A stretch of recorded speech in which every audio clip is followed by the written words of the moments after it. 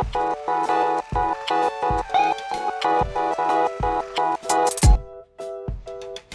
Guys, welcome to my channel. నా పేరు Prasad. Last time మీకు ఎస్ఎస్సిలో అప్లికేషన్ ఎలా రిజిస్టర్ చేసుకోవాలని చూపించాను. ఇప్పుడు మనం కానిస్టేబుల్ జీడీ పోస్ట్కి అప్లై చేద్దాం అనమాట. ఫస్ట్ లాగిన్ చేసుకోండి. లాగిన్ అయిన తర్వాత మీ డాష్బోర్డ్లో ఏ పోస్ట్కి అయితే మీరు అప్లై చేయాలనుకోండి ఆ పోస్ట్ నేమ్ ఉంటుంది. అక్కడ మీరు అప్లై అనే ఆప్షన్ ఉంటుంది, ఆ బటన్ క్లిక్ చేయండి. క్లిక్ చేయగానే ఫస్ట్ పేజ్ ఇలా ఓపెన్ అవుతుంది. ఓపెన్ అయిన ఫస్ట్ పేజ్ ఆల్రెడీ మనం రిజిస్ట్రేషన్ చేసుకున్నప్పుడు బేసిక్ డీటెయిల్స్ ఏవైతే ఉంటాయో అవన్నీ కూడా ఉంటాయి అందులో. సో మీరు 14th వాల్యూమ్ దాకా 14th 13th వాల్యూమ్ దాకా మీరు చేయట్లేదు.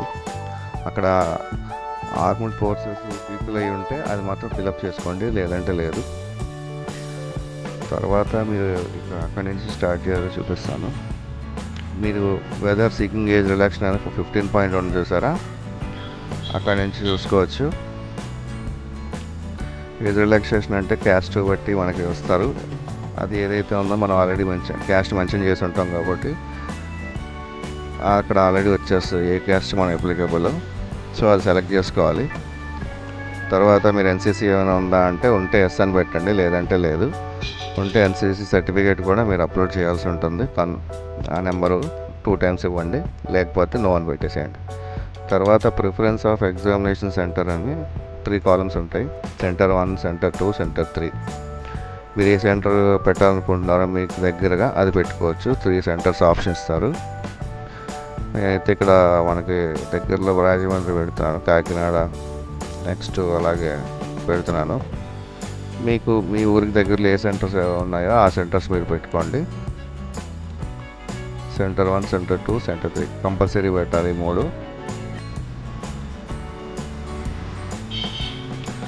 నెక్స్ట్ వచ్చేసి మీకు state and duty of domestical అని చూపిస్తుంది. యూనియన్ టెరిటరీ అనమాట. స్టేట్ డొమెస్టికల్ మనది ఆంధ్రప్రదేశ్ కాబట్టి మనం ఆంధ్రప్రదేశ్ పెట్టుకుంటాము. మీరు ఏ స్టేట్ అయితే ఆ స్టేట్ పెట్టుకోండి.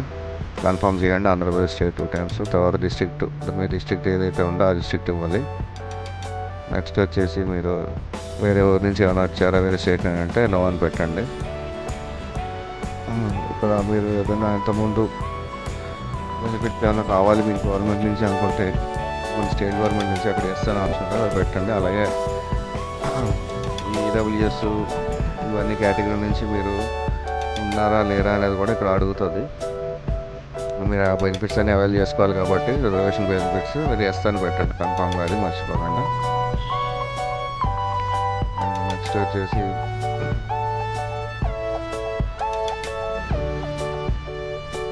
సెలెక్ట్ స్టేట్ ఆఫ్ ఒరిజిన్ అంటే మీ నేటివ్ ప్లేస్ ఏంటి అనేది పెట్టుకోండి.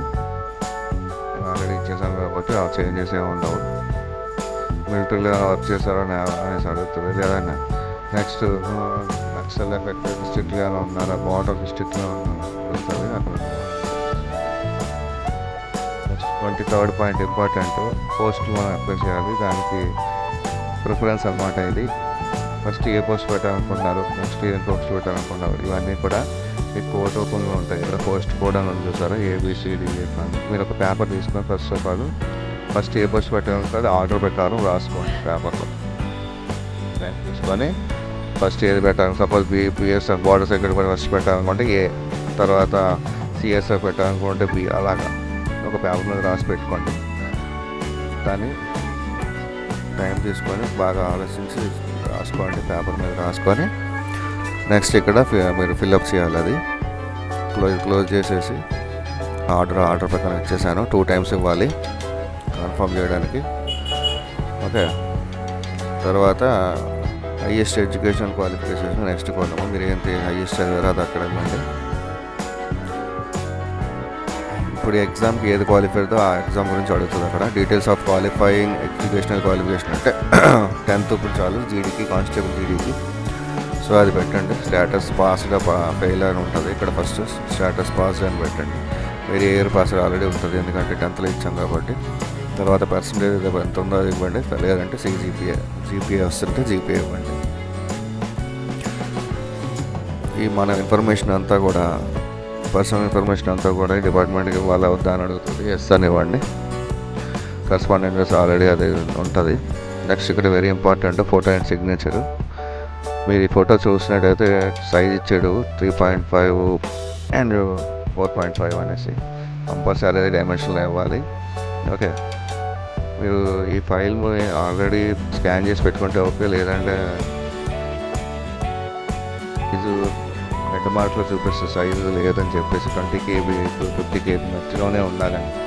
ఇది చాలా ఇంపార్టెంట్. టైం వేస్ట్ ఇక్కడే అవుతుంది. మీ దగ్గర ఏదైనా ఫోటోషాప్ లాంటి సాఫ్ట్వేర్ ఉంటే ఈజీగా అయిపోతుంది ఈ పని.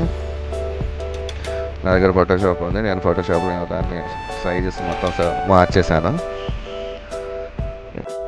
నెక్స్ట్ పక్కన సిగ్నేచర్ అయితే ఉంది. ఫస్ట్ ఒక వైట్ పేపర్ మీద సిగ్నేచర్ అయితే తీసుకొని దాన్ని స్కాన్ చేయండి, లేదంటే మొబైల్లో ఫోటో తీసుకొని అయినా సరే దాన్ని మనం క్రాప్ చేసుకోవాలి. మొబైల్లో కూడా క్రాప్ చేసుకోవచ్చు.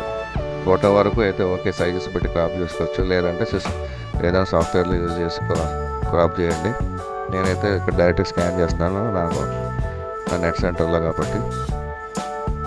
దాని ఫోటోషాప్లో వేసుకొని నేను సిగ్నేచర్ని లోడ్ చేసి స్కాన్ చేసి క్రాప్ చేసుకున్నాను. దాన్ని జేపీఈజీ ఫార్మాట్లో సేవ్ చేసుకున్నాను. కొంచెం డీటెయిల్స్ బాగా మీద దాన్ని హైలైట్ చేసి జేపీఈజీ కింద సేవ్ చేసుకున్నాను.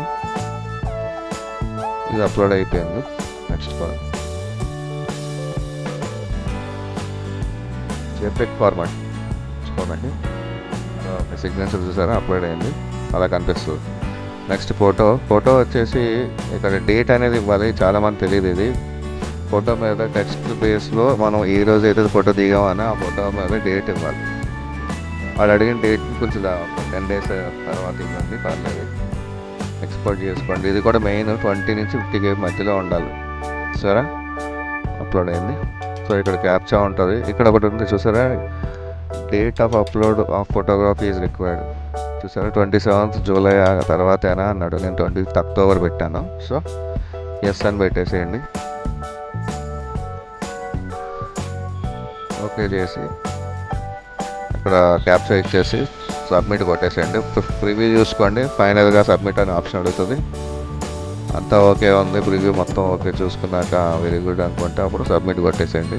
ఒకసారి ఓకే కొట్టిన తర్వాత సబ్మిట్ అయిపోద్ది. ఫీజు రిజర్వేషన్లో ఉంటే ఫీజు అడగదు, లేదంటే పేమెంట్స్ మోడ్కి వెళ్తుంది. ఇక్కడ రిజర్వేషన్ ఉంది కాబట్టి double verification of payment check చేసుకోండి. పేమెంట్ కలిపి పెట్టే వాళ్ళు అయితే, కట్టలేని వాళ్ళకి అవసరం లేదు. డైరెక్ట్ అప్లికేషన్ డౌన్లోడ్ ప్రింట్ కొట్టేసేయండి. ఇలా వచ్చేస్తుంది అప్లికేషన్. మీకు కలర్ అయితే కలర్ తీసుకోండి, బ్లాక్ అండ్ వైట్ అయినా ప్రాబ్లం ఏం లేదు. లేదంటే పీడిఎఫ్లో సేవ్ చేసుకొని వాట్సాప్ కూడా పెట్టుకోండి, ఎక్కడైనా ప్రింట్ తీసుకోవచ్చు.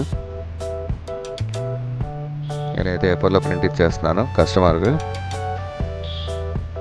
సో ఫ్రెండ్స్, చూసారు కదా, ఈ విధంగా మన SSC GD కానిస్టేబుల్కి అప్లై చేసుకోవాలి. మీకు ఏదైనా డౌట్స్ ఉంటే కామెంట్ సెక్షన్లో క్లిక్ చేయండి. నా ఛానల్ సబ్స్క్రైబ్ చేయండి, లైక్ చేయండి, షేర్ చేయండి. ప్లీజ్ గైస్, నాకు సపోర్ట్ చేయండి. Thank you very much. మీ Prasad. See you in the next video. Bye.